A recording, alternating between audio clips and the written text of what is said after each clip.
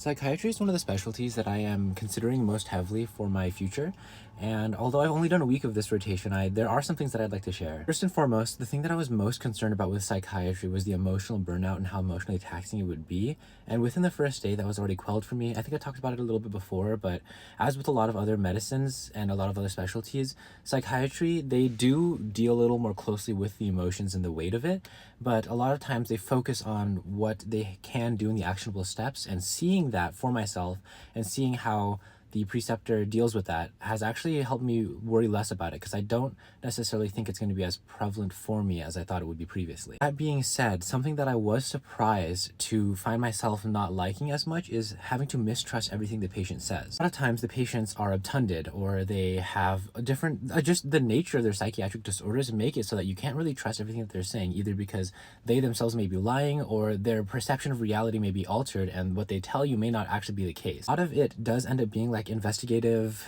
work where you are talking to family members or you're looking at their history to see what you can find out about them, and that I didn't quite like as much, though I did talk to some residents in other specialties and they said that it's going to be like that no matter what you do, because a lot of times patients are just generally poor historians, or the things they tell you just aren't quite as reliable. That being said, I do believe that it's going to be more of that in psychiatry than a lot of other specialties, and I don't necessarily like the feeling of having to mistrust all the time, or having to double think or double check everything and then go about other ways of finding the information. I was very happy to find out that although I've talked to a lot of psychiatrists, I've talked to a lot of psychiatrists who act as my mentors, and they tell me there's so much to psychiatry, there's so many different things you can do, so many avenues you can take.